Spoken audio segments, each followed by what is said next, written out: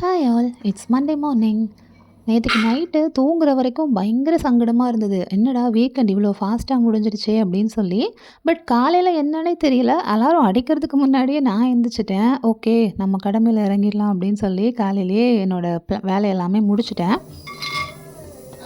இன்றைக்கி லஞ்சுக்கு key rice and பட்டாணி கூட்டு எக் அவ்வளோதான் பிளான் பண்ணியிருந்தேன்.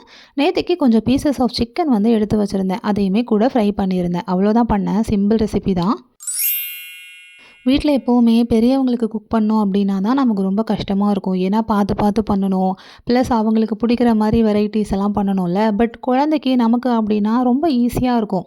ஏதாவது ஒன்று சிம்பிளாக பண்ணிட்டானாலே போதும். நான் அப்படி தான் எப்போவுமே பண்ணிக்கிட்டு இருக்கேன். அண்ட் மார்னிங் ஸ்நாக்ஸுக்கு நான் பொதுவாக ஃப்ரூட்ஸ் இல்லை வெஜிடபிள்ஸ் வச்சுடுவேன். பட் ஈவினிங் ஸ்நாக்ஸுக்கு எனக்கு ஆப்ஷன்ஸே தெரியல. நான் ரொம்ப கன்ஃபியூஸ்டாக யோசிச்சுட்டே இருப்பேன்.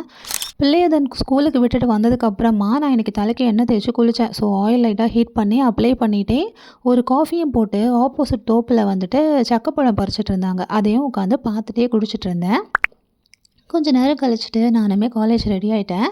இது வந்து லாஸ்ட் இயர் ஓணம் செலிப்ரேஷன் அப்போது நான் வாங்கியிருந்த சாரீ. எனக்கு ஒன் ஆஃப் மை ஃபேவரட் இந்த சாரீ. இன்றைக்கி இதுதான் காலேஜுக்கும் கட்டிட்டு போயிருந்தேன்.